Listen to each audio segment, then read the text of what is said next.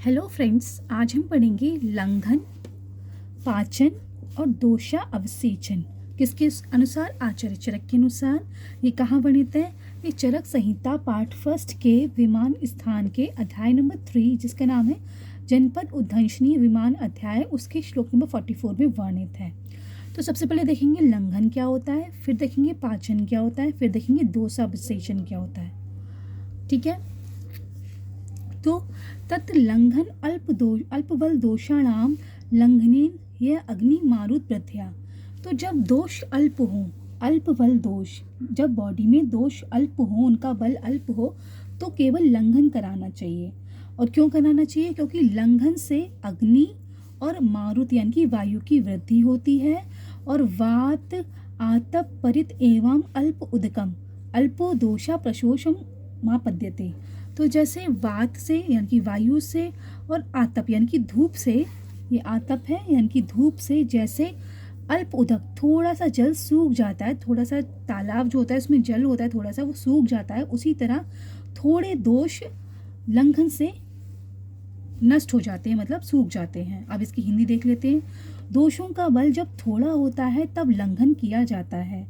लंघन से अग्नि और वायु इन दोनों की साथ ही वृद्धि हो जाती है।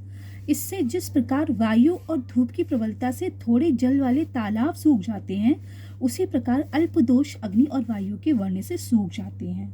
ओके फ्रेंड्स, तो हमने देखी लंघन। यहाँ पे लंघन पाचन होगा, लंघन पाचन। अब लंघन पाचन से क्या होता है वो देखेंगे। तो लंघन पाचन किस में किया जाता है? मध्य बल दोष। जब दोष मध्य बल के होते हैं तब लंघन पाचन किया जाता है। अब लंघन पाचन क्या करता है बॉडी में?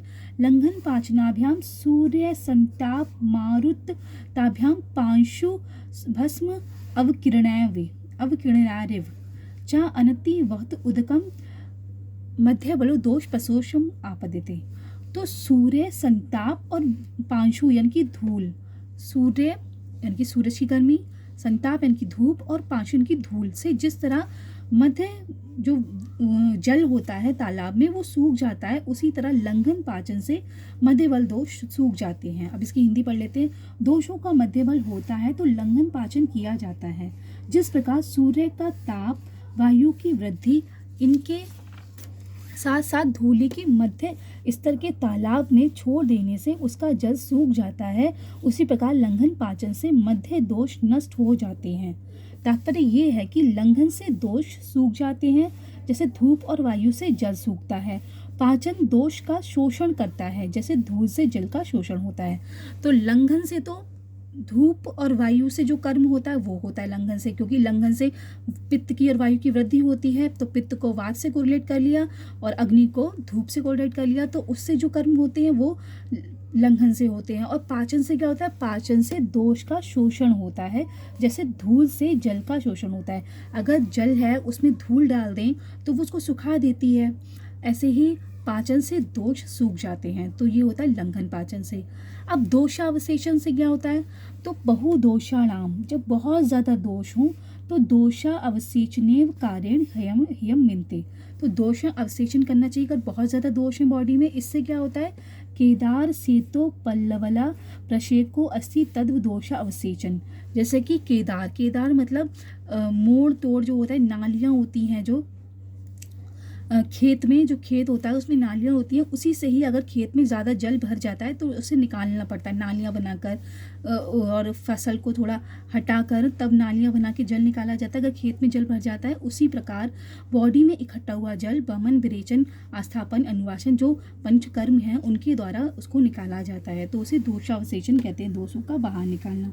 तो वमन विरेचन आस्थापन अनुवासन सिरोविरेचन, इससे दोषों का अवशेषण किया जाता है। तो बहुदोष में दोषावशेषण करना है, मध्य दोष हो तो लंघन पाचन करना है, और बहुत कम अल्प दोष हैं तो लंघन करना है केवल। तो गाइज ये थे लंघन पाचन और दोषावशेषण आचार्य चरक के अनुसार। इससे आगे आने वाली वीडियो में हम और भी इम्पोर्टेंट टॉपिक्स पढ़ेंगे। और गाइज आप हमारा आयुर्वेदा चैनल, आयुर्वेदा पाठन चैनल है जो टेलीग्राम पे, उसे भी सब्सक्राइब कर सकती हैं। Thank you guys. जय हिंद, जय भारत, जय आयुर्वेदा।